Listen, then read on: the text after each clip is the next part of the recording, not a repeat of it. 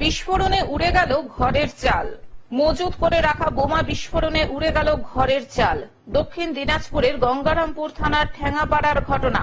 ঠ্যাঙ্গাপাড়া লক্ষ্মী মন্দির কমিটির অফিস ঘরের অ্যাসবেস্টাসের চাল সম্পূর্ণ উড়ে যায়। মনে করা হচ্ছে প্রচন্ড গরমে মজুত করা বোমা বিস্ফোরণে এই ঘটনা ঘটেছে। বিস্ফোরণের প্রচন্ড শব্দে এলাকা কেঁপে ওঠে।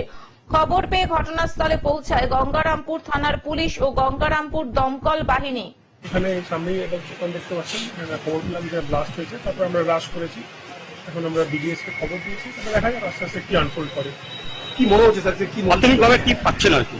এটা টু আর্লি টু সে। এখন জাস্ট ঘটনাটা ঘটেছে, কিছু ইনভেস্টিগেশন এখনো হয়নি, হলে বলা যায়। যদিও ওই লক্ষ্মী মন্দির কমিটির অফিস ঘর নিয়ে বিতর্ক রয়েছে। স্থানীয় সূত্রে জানা গিয়েছে ওই অফিস ঘরটি দীর্ঘদিন আগে বামফ্রন্টের ছাত্র সংগঠন এসএফআই এর অফিস ছিল। পরবর্তী সময় ওই ঘর তৃণমূল কংগ্রেস দখল করে নেয় বলে জানা গিয়েছে। যদিও বর্তমানে ওই ঘরটি লক্ষ্মী মন্দির কমিটির অফিস ঘর বলেই পরিচিত। বিকট আওয়াজ। হ্যাঁ, তারপর ওখানে ধোঁয়া রাখছে, শুধু ধোঁয়া আর ধোঁয়া, আওয়াজ আর ধোঁয়া। দক্ষিণ দিনাজপুর থেকে জয়দীপ মৈত্রের রিপোর্ট, গ্লোব নিউজ। এখন থেকে গ্লোব টিভি দেখুন আপনার স্মার্টফোনেও।